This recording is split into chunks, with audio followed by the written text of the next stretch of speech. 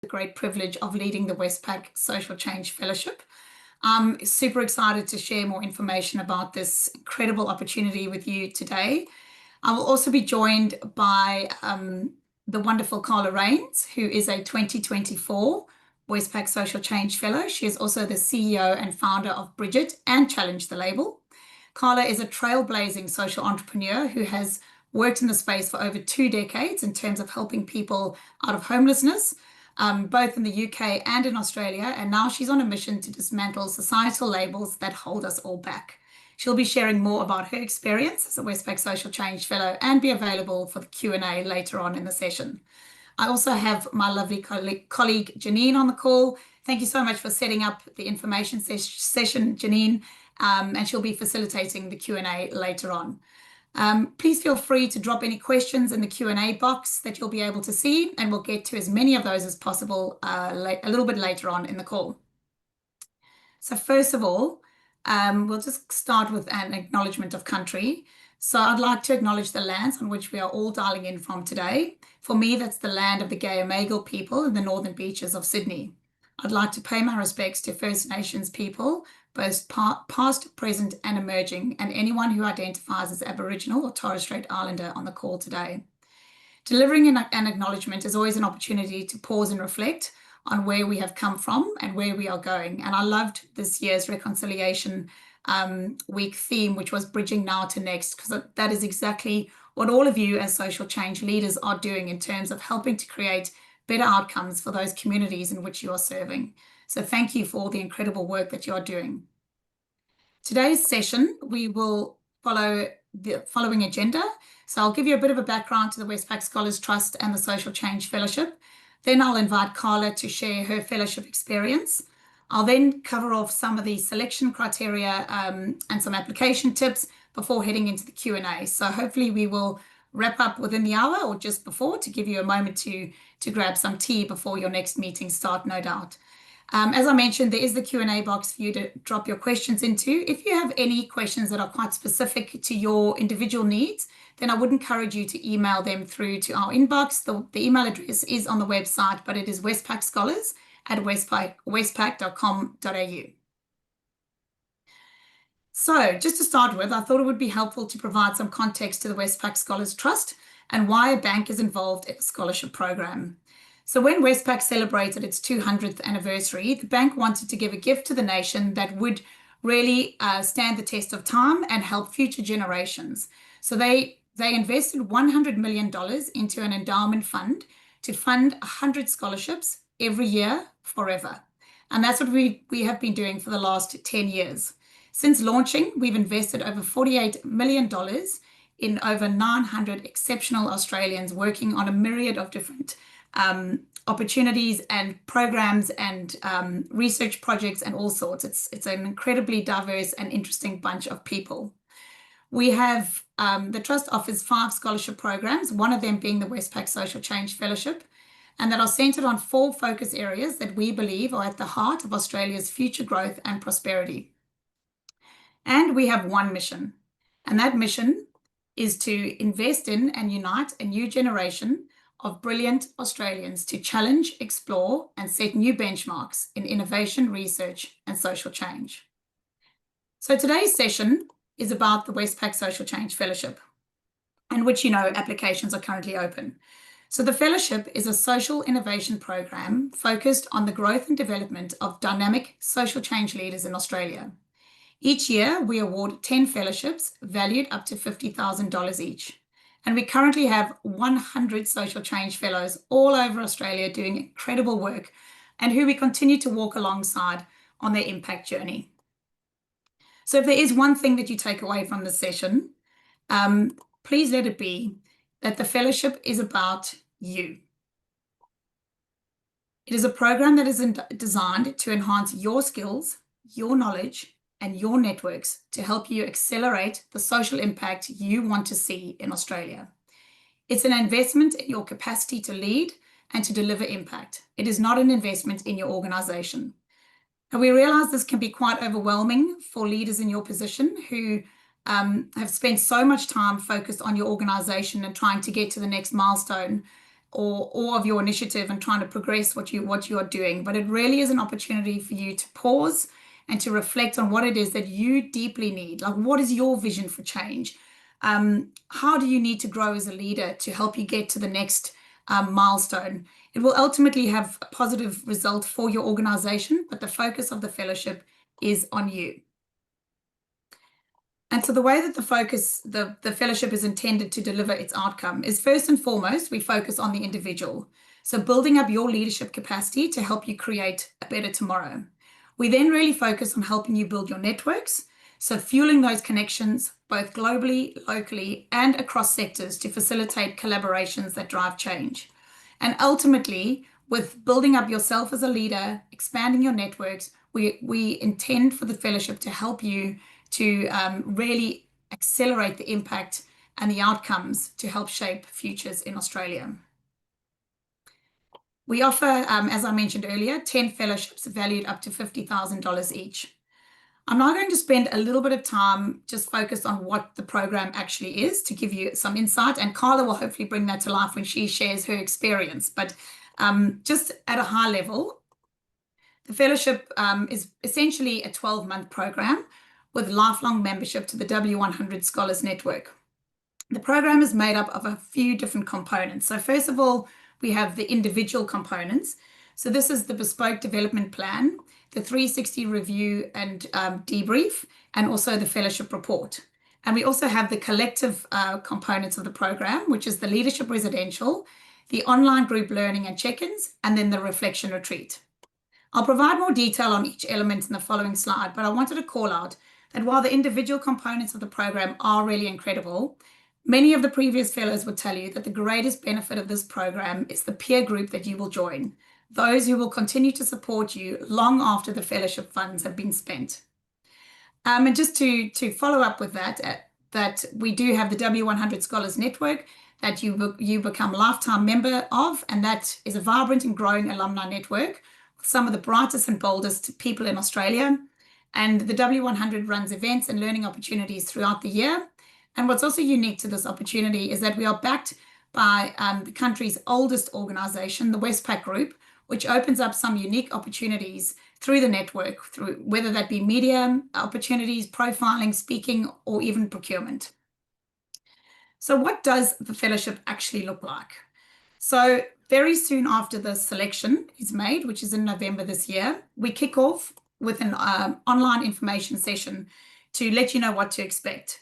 The first activity that you'll then participate in is the 360 review, individual review. So that's where we use a respected product in the market, and we help you gather insights from people that you work with, or people that you lead, or your board, or others in your network, who will provide honest feedback so that you can get a very clear picture about how you see yourself as a leader and how others see you as a leader. And it really shows areas of strength and opportunities for growth. After that, actually at the same time, we'll also be working on your bespoke development plan. So that's where you get to design your development activities that you want to do as part of this fellowship. So whether that be opportunities to go overseas and do a study tour, to go to conferences, to participate in short courses, to upskill yourself. You might recognize that financial acumen is a space where you need to really develop, or you're falling over in some negotiations, or your decision making, you get caught up in the decisions you need to make, whatever it is in terms of the skills you need to better lead. This all forms part of your bespoke development plan. That can also include coaching and mentoring, whatever it is that you need to deliver on your specific fellowship goals. And you are supported through this process throughout designing that plan, and then in terms of delivering that plan. After that, we come together as a group for the leadership residential. This is typically a 4 to 5 day immersive experience where we are together, and the focus is really on addressing the inner work for the outer actions, and it's around who you are as a leader. And we look at relational leadership, so how you work with others, how you relate to others, and then also the focus is on cohort connection. There's so much knowledge within the group already that peer-led learning is a key part of the program, and we really try to elevate that so that you can share what it is you've learned on your journey with others. And we found that that is a huge benefit to the group. It's also a very rare opportunity for you to step out of your organization and to connect and learn with a group of peers who, as I said, will continue to support you on your journey. They'll celebrate your wins, they'll listen to your ideas, and they'll also back you through the tough times. So $10,000 of the $50,000 is put towards the Leadership Development Program. After that, you will come back together again a little bit later in the year, in March, to attend the Westpac Scholars Summit. This is where we bring all 100 scholars from across the 5 programs together to celebrate the award. It is a huge achievement, and also to connect you to the wider W100 network and the Westpac Group network as well. So we also design from there. Those are most of the face-to-face components. We then have online group learning and check-ins that happen throughout the year. And the online group learning is really designed around what the group needs.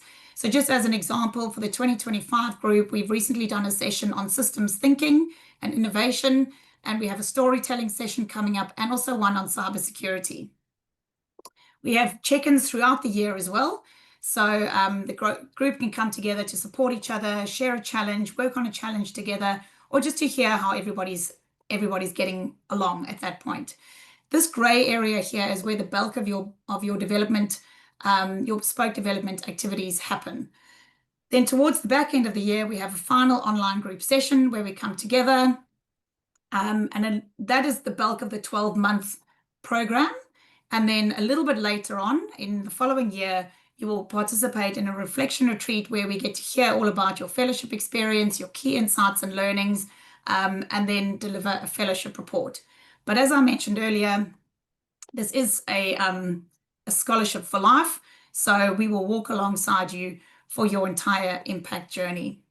It's really important to also remember that this fellowship is not a prize, but it's an opportunity to develop as a leader and to expand your networks to ultimately increase your social impact in Australia. That's a lot of information about the fellowship, and I do want to hand over to Carla. But just before I do that, I would like to just touch on the eligibility criteria for the program. So if you've started an application, you would have noticed that you completed a short eligibility survey first. So just to cover off what those main eligibility criteria are, you have to be over the age of 18. You need to be an Australian citizen or permanent resident. You need to have experience initiating and leading social change in any sector. You need to currently be in a leadership role within an existing organization or initiative and responsible for leading a team. Your organization or initiative also needs to be tackling an issue of importance to Australian communities to improve the well-being of Australians. And you need to be able to demonstrate the support of that community. You should be seeking funding for your personal development to enable you to accelerate and scale your impact. And in order for you to hold a fellowship, you need to be able to participate fully in all aspects of the program. There's so much value in this cohort experience that to hold a fellowship, we need you to commit to the group leadership program, the Scholars Summit, and other group initiatives. I do want to call out 2 eligibility criteria that we've introduced. The one is that you need to be leading a team, and the other is that your organization or initiative needs to be beyond the validation stage. So what we've noticed is that people who are leading organizations or initiatives who are in the development or growth stage tend to be more in a position to be able to take up and make use of this fellowship opportunity to the best of their ability. And they have time to carve out, they're able to step away from their organization, and having the fellowship doesn't become a burden or cause them extra stress in their lives. So if you're at validation or vision, specifically vision stage, then you probably should wait a couple of years before you take or decide to apply for the fellowship. We've also noticed that those who are able to, like I said, have that time to really invest in this opportunity is really important. So these indicators on this document, it's as I mentioned in the collective information session, if you attended that, they built from the CASA 5 stages of social entrepreneurship, but we wanted to include obviously not-for-profit and charities in there because we support those.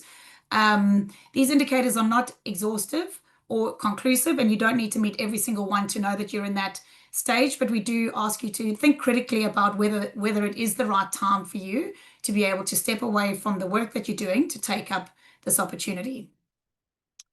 Also, very importantly, oh, there's a nice, beautiful red line to show you. Also, just wanted to touch on diversity and supporting diversity. We obviously embrace diversity and want to include everyone from all walks of life. So the program is open to social innovators from any sector. We aim to invest in people from different locations, ages, focus areas. You don't have to be, your work doesn't have to be in a specific focus area to apply, but it does need to be meeting the need of an Australian community that is vulnerable or at risk or something like that. This program is probably not suited to people who are in a consulting role currently or those who are in a sector support role. If you need any assistance with your application, please don't hesitate to reach out. We'll do whatever we can to support you in this process. And we also foster an inclusive culture and celebrate diversity. And throughout the journey as a Westpac Social Change Fellow or anywhere in the trust, we're continuously seeking feedback so that we can make sure that our programs are relevant and evolve and meet the needs of the people that we are serving. So don't say I didn't warn you that the surveys come thick and fast throughout the process. And also very importantly are the attributes of a Westpac Social Change Fellow. And these attributes are very evident in the wonderful Carla. So I'm going to hand over to you to share more about your experience. Amazing. Thank you, Lauren. And hello, everyone. I know a few names in here, so you will have heard most of this before, but to the people that don't know, as Lauren said, I'm Carla Rains and I'm the CEO and founder of Bridget, which is a program that's trying to combat youth homelessness in Melbourne. And we run a program where I am now, which is called The Cocoon. And we provide a safe and beautiful home and a wide range of supports to 16 young people who have been impacted by the out-of-home care system and homelessness. And more recently, during the scholarship, launched a social enterprise speakers agency called Challenge the Label. One of the big things for me, which I think probably will connect with most of you, is that I am a homeless. Well, I have expertise in working in the homelessness sector, and like a lot of people in leadership roles in our different areas, you work your way up from the front line, and then you go into more senior roles, and then that continues to happen. But at no point did I actually have any leadership training. And even though I was walking around calling myself a CEO, I had a lot of imposter syndrome about feeling like I'm not really a CEO because I don't actually have the knowledge and the understanding that I assumed that a CEO would need to have. So when this incredible opportunity to apply for the Westpac Social Change Fellowship came up, I could really clearly articulate what my areas of development were.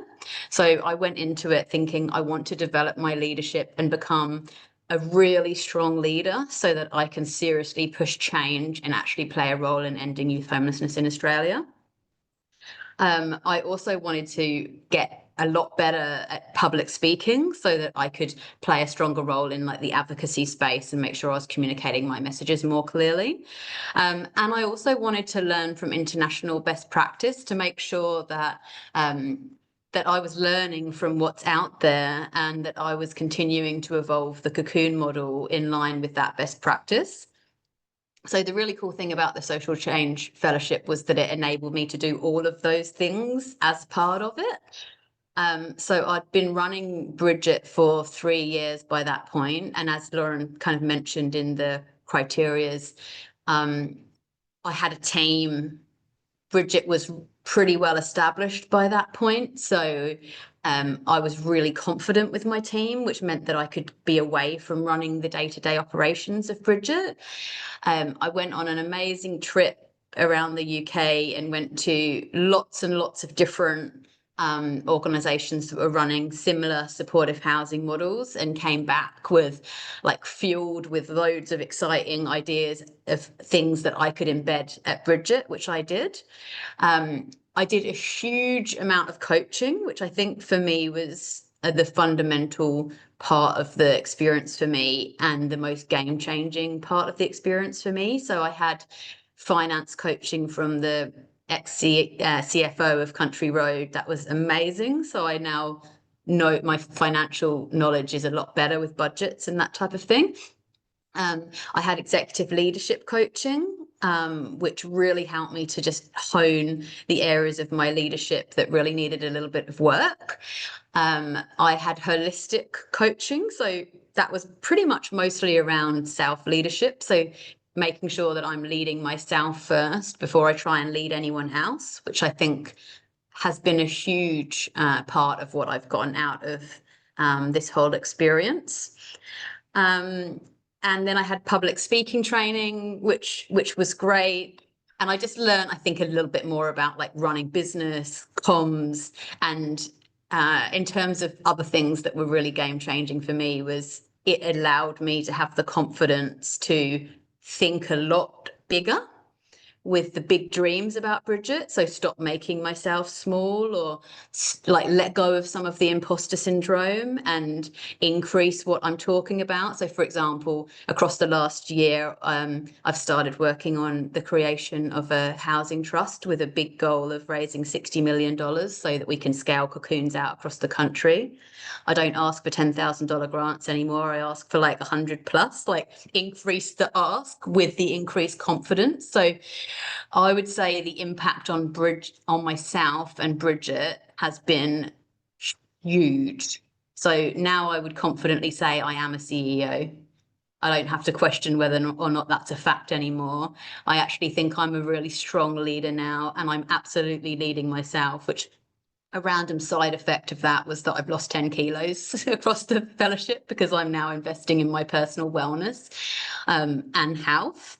And I think it's also sparked now what I think is going to be like a lifelong love of learning. So now I like crunch a book a week. I'm just like thirsty for more knowledge and wisdom because I've gained so much out of everything that I've learned across the last year. And also, as Lauren touched on, the amazing people that you meet is such a huge part of it. Like Lauren's been a massive supporter, like has been there for tears and celebrations and everything. So I think from the Westpac perspective, you get a lot of support, but also the other social change crew, because you really don't know what it's like to do this, to found or lead an organization unless you do it. So the challenges are quite unique, but to be around people that have shared and lived through those experiences and learn from them has been amazing. So there's been a lot of informal learning that's happened, you know, over a glass of wine. And that's been a joy. And I really think I've made friends for life. Does that feel like it covers it, Lauren, or did you want to ask any follow-up questions of anything I've missed?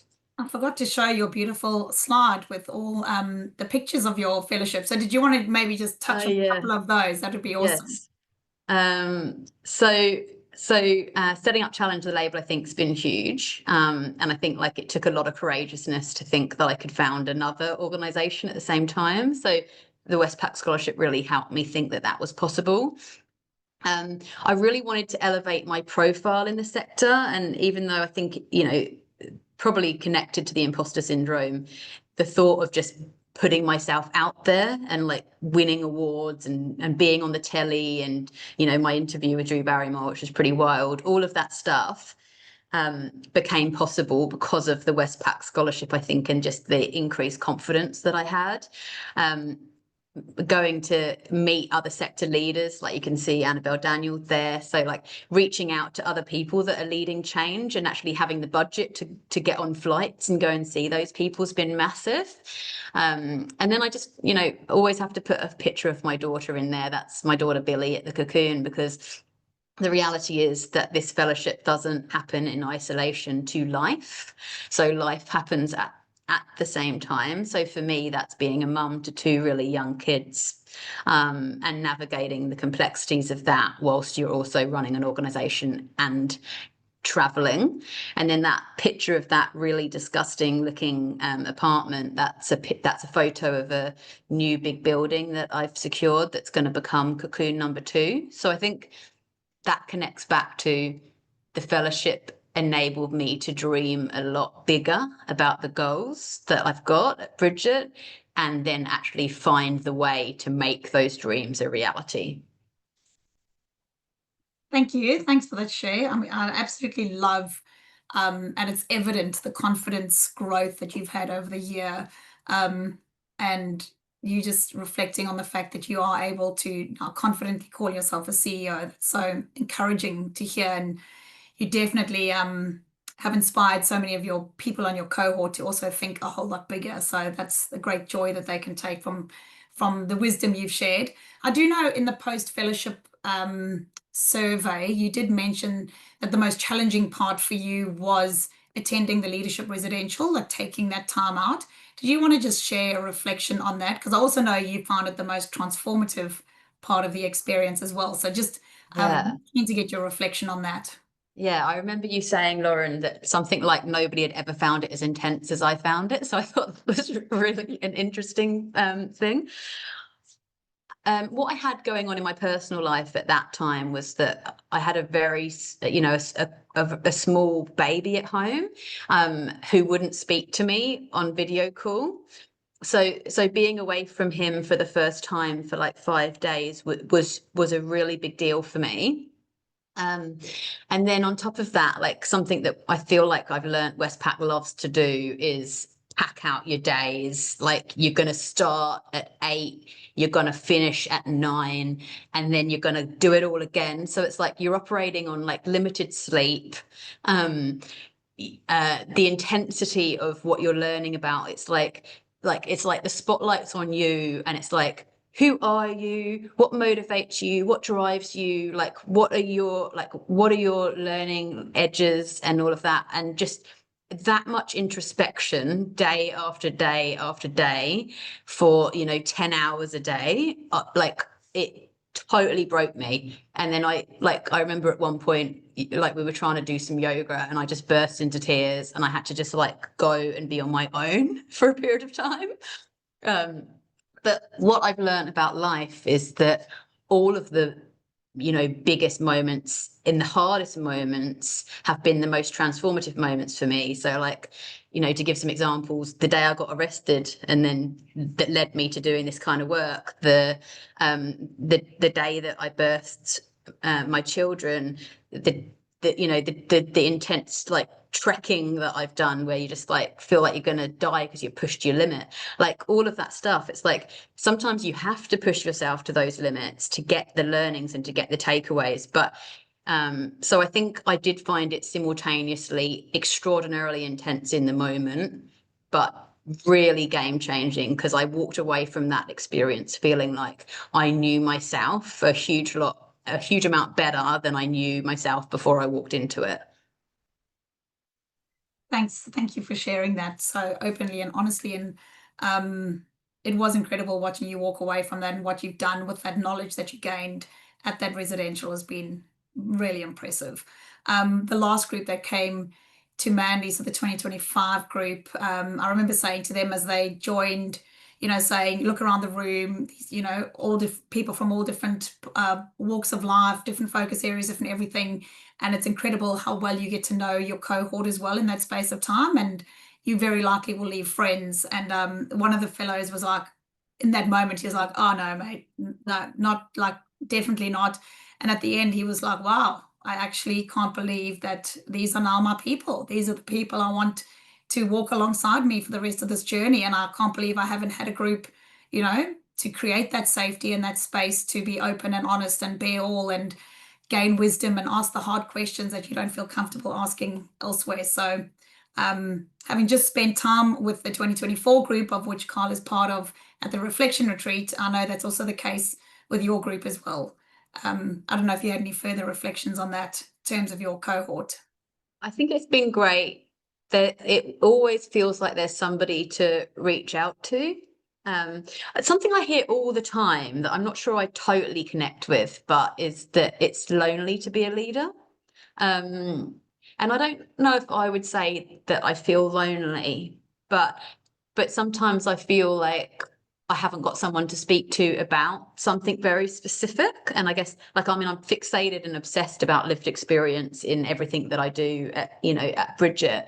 But even just thinking about the lived experience of being a founder or being a CEO or running a startup, like, it's not really something I can go home and talk to my husband about because he just doesn't get it. So to know that I've got people that I can phone up and I don't even need to explain like the ins and outs of why I'm feeling the way I'm feeling because they felt that too.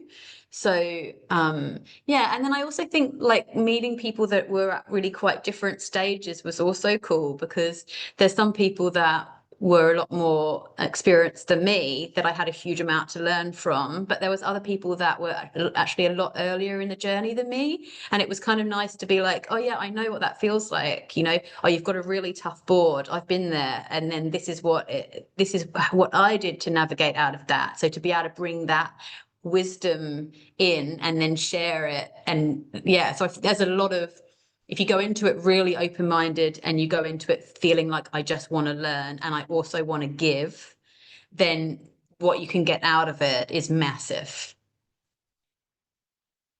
Thank you. Thanks for sharing. Carla will be online towards the end for the Q&A as well. I'm sure you've all got questions brewing to ask her. But just before we get to that, I will just touch on the selection process and provide some application tips before Carla shares her application experience and some tips from herself as well. So as you know, the applications are currently open and they close on the 3rd of July. I know, and we've seen it every single year, there's a 50% submission rate on the last day of applications, and we just would like to encourage you to really try and give yourself an earlier deadline to get that application in, help you avoid any tech issues, get the monkey off your back and get the application in so it's not weighing on you. And so, yes, that's just an encouragement for you. So from there, we have 2 assessors who review every single application, and we select the strongest 40 to 50 applications to move through to the next stage. If you have applied before and didn't progress, it's not to say that you won't progress this year. It just really depends on your growth over that year, as well as the different people who have applied. So who's in this year's application pool. So have a go. If once that's happened, we will let everybody know come August what the situation is with your application. Those that progress will be asked to complete a short video interview. The video interview platform that we use is the Westpac Group interview platform. So it's not where you craft a perfect video and you submit it for us to review. We really want to get to see the real you. So it's more of an interview where you'll see a question. The questions are given to you in advance, so you do have time to prepare. You'll see a question and then you will click record and you will respond with an answer. And we are absolutely not looking for perfection. We are looking for authenticity and honesty and just getting an opportunity to get to know you a little bit better than what we get to experience of you on paper. We then get sector experts, alumni, and supporters to meet, and we have a calibration session where we select the 15 finalists who will progress to the national selection panel. Prior to that, they will complete a reflection activity, which includes a personal theory of change. And this does form the basis of your development plan. So none of the steps are sort of redundant. We keep building on your reflection and focus on how you want to use the fellowship. We also collect references at that point. So in your application, you'll include 2 referees, and we collect the references at that point. And then the national selection panel will happen on the 12th of November, where you will participate in a panel interview. There's also activities that happen on the 11th, and the reason we do that is to bring you in, to help you settle your nerves, to meet the others that are in the group, as well as to meet the national selection panel and to realize that they are actually all just really wonderful humans and not scary at all, the people that are going to be interviewing you. We will then let those know either way the outcome by the end of November. And then, as mentioned earlier, we kick off straight away into your fellowship year, starts right there, then and there from that moment. In terms of your application, if you have logged into the system, you will see the form navigation that I've got on the screen at the moment. And you would have also had an opportunity to check your eligibility. If you haven't, it's totally fine. You can go on whenever you get an opportunity. There are some documents you'll need to upload, so a CV, a recent headshot, and as mentioned, get permission from your 2 referees that they're happy to act on your behalf should they be called on to do that. You'll create a profile in the portal, and then once you've started, you'll receive an email with links back to the portal. So just keep hold of that so that you can access your form again. We do encourage you to draft your answers in Word so that you have a record should anything go wrong, or if you need to start the submission again for whatever reason, so that you can then submit all the work that you've already put into the application. You can also preview and download the form if you want to see those before starting your Word doc. AI is obviously available to everybody to use, but we do really strongly encourage you to answer the questions in your own words. Authenticity and honesty is assessed throughout the process. So just consider that when you do make use of the AI tools available. The 3 main sections in the application form are your leadership experience, your initiative and impact, and your fellowship experience. So that's where the bulk of the questions are. So you'll need to spend a bit of time answering those questions. Please avoid saying things like refer to above. Sometimes the questions are reviewed in isolation. So like referring to above doesn't really make sense. We also encourage you to use each question in the application form to really share your story, your vision for change, your growth aspirations, and those sorts of things. Try not to repeat throughout the application form. Even if you think the question is a repeat, maybe just pause and think, what are they actually asking me for in this question? Just a reminder again that this is about you, and even though there are questions about your organization, there's quite a few questions about your organization. It's for us to understand how you will make use of this fellowship to accelerate your impact, and what is your contribution to date, and how is the community supporting your work, and is there anything innovative about the way that you are approaching this social issue? We also ask for specific examples in your application. The broad statements like I'm strategic or I need to work on delegation we need a little bit more info than that. So again, you'll need a bit of time to think through that. Sometimes just keep asking yourself why, like when you get to a statement that might help you dig a little bit deeper. For some reason, last year, the applicants, when they were asked the question on what is the social issue you are trying to address, the question wasn't answered particularly well. So just a heads up to think about that. It's actually like, what is the issue? Not what are you doing? It's like, what is the issue you're trying to address? Demonstrate to me that you understand what it is that you are working on. Not everybody who reads the application will be an expert in homelessness or be an expert in social inclusion or multicultural inclusion. So you really need to demonstrate what is the actual issue that you're trying to address. And then also very importantly is to consider like how this fellowship will be a game changer for you. So what are the things that you're hoping to achieve through the fellowship? And just a reminder again, that unlike other grant applications that you might submit on behalf of your organization, where you're trying to put your best foot forward and demonstrate how well you're doing and the prospects of the work that you're doing, we are looking to get to know the real you and get an understanding of your level of self-awareness to understand where your growth areas are. So just to consider that in your application form.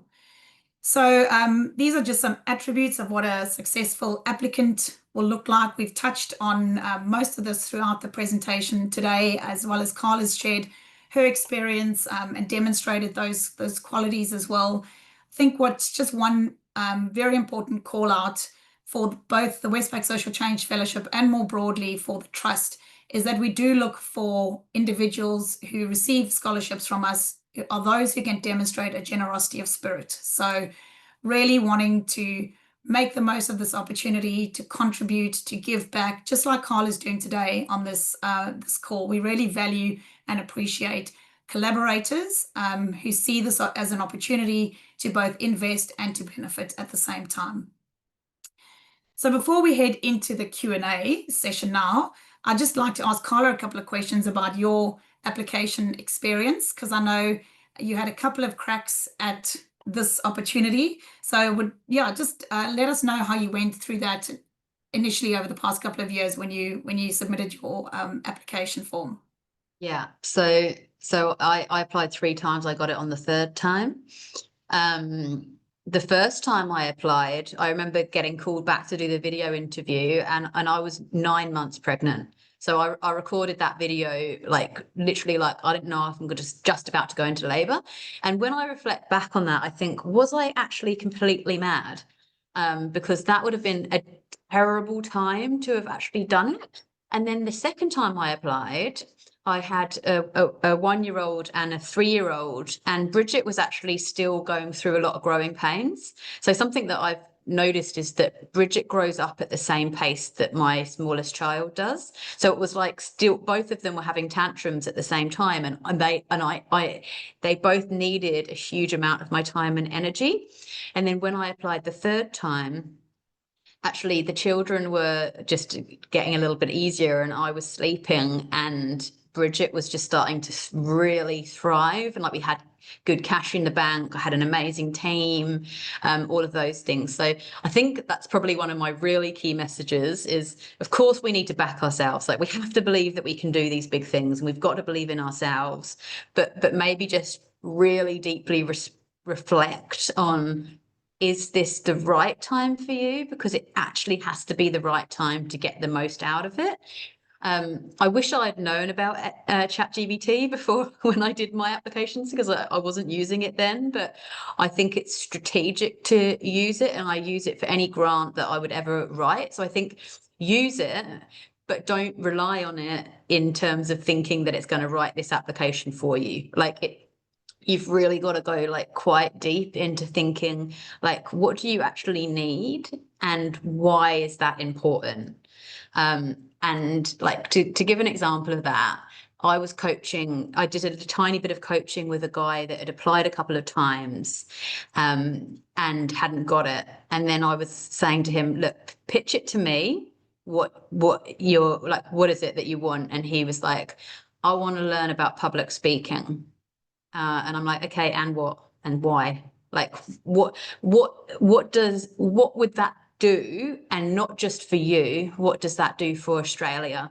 So like that when you're answering the questions, I think really try and think about that. Like, so an example of that for me is, okay, I want to really develop my public speaking because I want to play a role in ending youth homelessness in Australia, and I want to disrupt this system that is so fundamentally broken and is letting people down. And if I can communicate this really well, I feel like I can truly play a role in ending youth homelessness in Australia. Like, what is the point?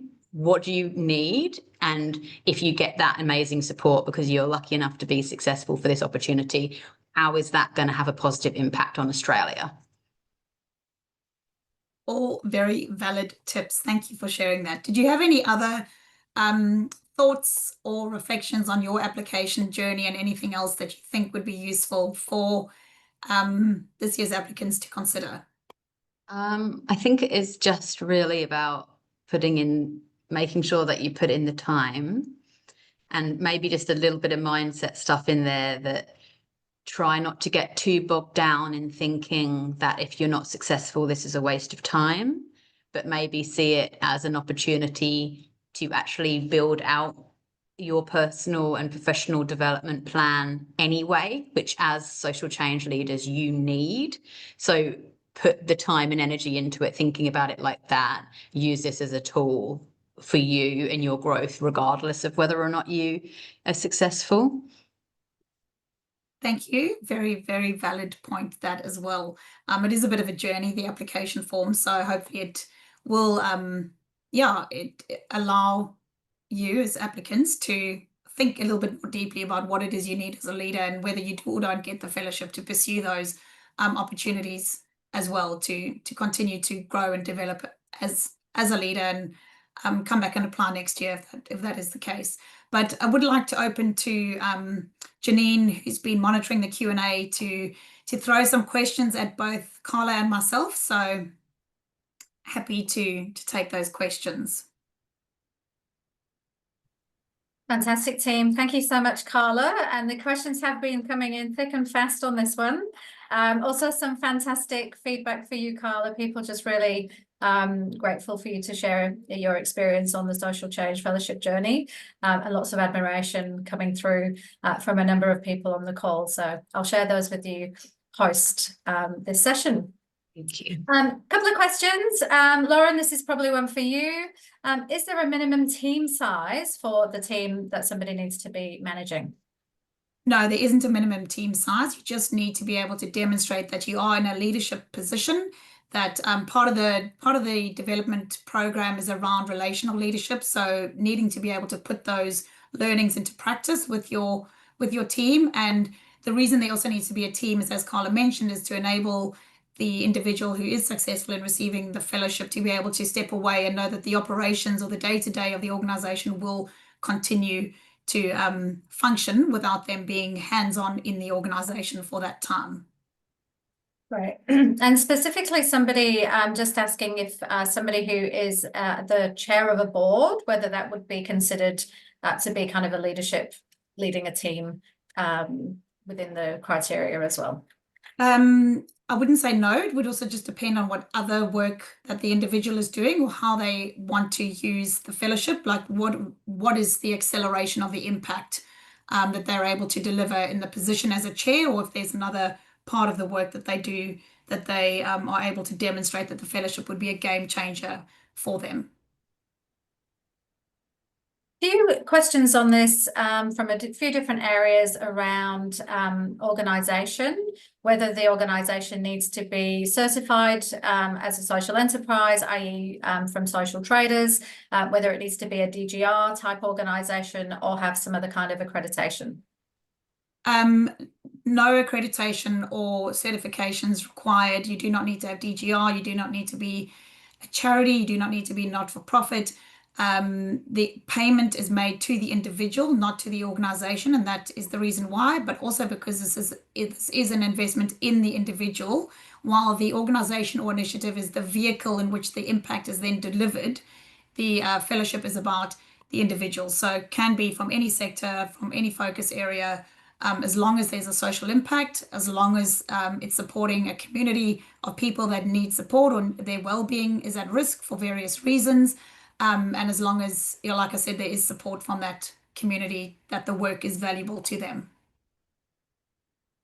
One other on the team leadership element here, just to cover off this point, would volunteers also count as leading a team, or do they have to be paid staff? I know this is a difficult one because many people do have a combination of part-time, full-time, volunteer, paid people. As long as the team, there are people working in the organization and they can support the work that you're doing while you step away in whatever capacity that is. You might need to, if it is only volunteer-led, you may need to be able to demonstrate that is possible with your participation in the fellowship. Can I just quickly add to that as well? I feel like what I would encourage there is think about what happens if you completely pull yourself out of the organization. Like, does it fall to pieces or does it keep thriving? Because like I felt like on the leadership retreat that maybe it was slightly intentional, like packing our day and giving us like 2-minute breaks, and you could not get to your emails, you could not get to your phone. So it's like you have a week where you are offline and that is the way it is. And then when you're traveling, you really can't be like managing crisis and all of that. So I think like maybe just think about that. If you've got 20 incredible volunteers that are actually working full time for you and they can nail it whilst you're gone, then that's probably okay. But if you've got 20 volunteers that give you an hour a week, then it's probably not going to be okay. Absolutely. A few questions on age as well. So a few of our participants just asking if they're over 40 or 35 plus, are they going to be at a disadvantage in applying for the fellowship? Definitely not at a disadvantage. But what I would say is if you are in the older age bracket, you really need to demonstrate how the fellowship is going to be a game changer for you. You may have had the privilege or the opportunity to gain a lot of other experience or development over your career. So just demonstrating how the fellowship will be a game changer for you and not just additive to what you've already managed to experience and acquire over the course of your career. And is there a consideration or any kind of weight put on the type of leadership role? For example, this particular question comes from somebody who says that they see a lot of past scholars are CEOs, founders. Does that play a role? It doesn't play a role, but what I would say is that the CEO and founder is able to articulate very well how the fellowship is a game changer for them, their contribution to the impact, and what their vision is. They have the influence over the change and the decisions that are made. So you need to be in when we say a position of leadership, you need to be able to influence the change or be able to exercise the learnings in a way that is really going to accelerate the impact for your organization or initiative. So it's not a prerequisite, and it comes down to the individual in terms of how they can articulate that their vision for change and how the fellowship will help them to achieve that, either within their current organization or where they see themselves in 3 to 5 years' time, which is also one of the questions. Right. Here's a question for Carla. How did you travel and study with your 2 young kids? Could you please share that experience? Yeah. So I left my littlest kid at home with my husband, and then I took my daughter, who was 4 at the time. I took her with me, which I've seen a lot of fellows do, actually, like combine the family and the travel elements. And then I left her with family whilst I went off to different places in the UK. So I think, like, if you can combine the two and you've got support, then it's totally possible. Right. Now, Lauren, we've got a few questions worded in a few different ways around the time commitment. So what is the number of working days for the fellowship, as in what is the time commitment away from my organization? And there's also a question in here for Carla specifically related to that. So Lauren, maybe you could cover off the in-person elements that sure. people need to physically be away. So in terms of the requirements from our side is that fellows will obviously participate in the national selection panel, which is up to 2 days away. Then the group leadership residential is up to 5 days away. The Scholars Summit is up to 2 days away from family. And then after that, it very much depends on how you've designed your bespoke development plan. So if you read the funding guidelines, which I highly encourage everybody to do straight after this call or before you submit your application or even start your application, there are limitations in terms of the travel that you can do overseas. So it is limited to 2 trips. It is limited to a maximum of 8 weeks. There's certain limitations with that. So that, and again, I'm just giving you the high level barriers in terms of what the max is, but it very much depends on what you design as part of your development plan and the initiatives you submit in your application around what it is you want to do with the fellowship. So from that side of things, there isn't an expectation from the trust in terms of time, but your aspirations and activities need to be allow you to achieve your goals in terms of how you design the fellowship. So doing all online courses so that you can stay home probably is not ideal in terms of a learning experience and what you're going to get out of the opportunity. So it's just probably balancing your requirements as an individual with your family and work commitments, but also in terms of, again, it being the right time for you to make the most of this opportunity. And somebody, Lauren, just asking, on the website currently there is a number of those dates that are TBC, and when will they be confirmed? Very soon. So hopefully before the applications close, we'll be able to confirm those particular dates. So because in terms of the summit, it's obviously just bigger than the fellowship, so there's a lot to consider. And the leadership residential program, it will either be the week of the 16th of February or the week of the 23rd of February. We run that program alongside our future leader cohort, and there's a few university requirements we need to meet from that perspective, but it'll be either one of those 2 weeks, so hopefully that's helpful. But I'll just throw to Carla to talk about the timing aspect in terms of the investment from your experience. I think this is like a universal truth that you get out of it what you put into it. So for me, I was like, I'm going to go 100% on this, and that meant that I did a lot of things outside of my hours at Bridget. So my hours at Bridget are used for CEOing. And then that does not allow time for me to be like having coaching and to be doing, going off and meeting other people and all of that. So I felt like a huge amount of it sat outside of my time at Bridget.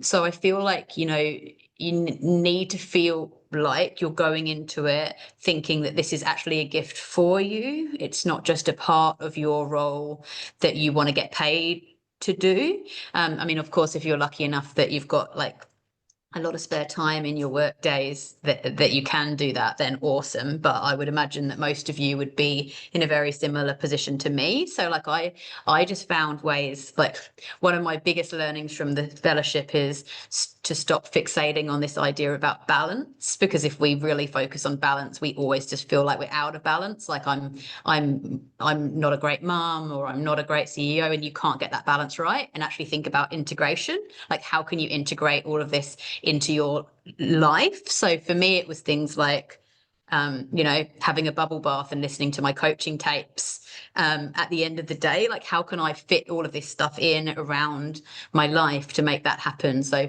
I feel like if you're at a point right now where you think you are so stretched time-wise and you cannot add anything else, I would say definitely don't do this. If you feel like you're at a stage where you've got some capacity and you've got some time and you're happy to put some of your own time in, then maybe that is an indicator that this is the right time for you. Great. Thank you, Carla. We've got two last questions that I think we can probably just squeeze in before we hit our time limit. One is just asking, is there any reference or support on the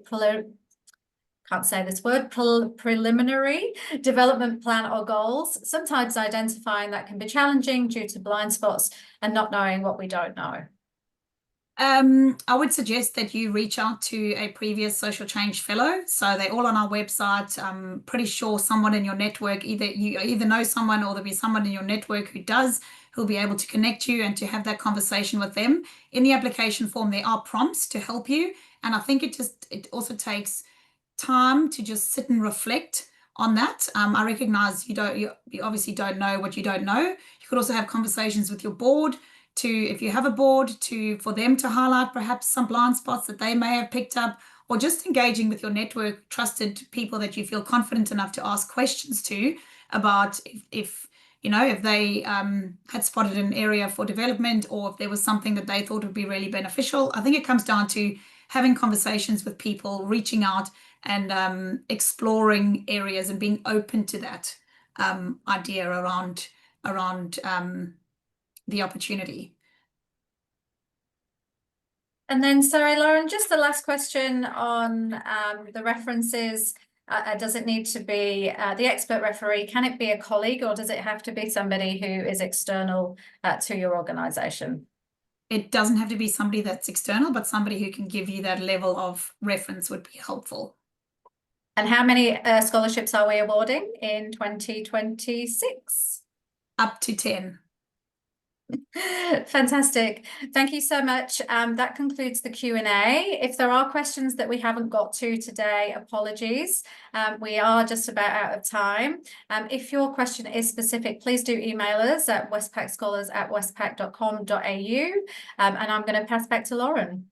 Thank you. Very quickly, before we tick over to 101, thank you all so much for your time. We know it's really precious. We know it's a lot for you to squeeze into your already packed agenda. So thank you for joining us today. Thank you for your interest in the program, and thank you for the incredible work that you are already doing. You're already superstars, and we're really grateful for the ways that you are helping to create a better Australia. Huge thank you to Carla for sharing so honestly and openly today. We really appreciate it, and for Janine for setting this up. My parting messages to you are to please read the funding guidelines, Remember, this is an investment in you and your capacity to lead and create impact. And also, don't submit your application at the last minute. All the best, and we look forward to reading your applications.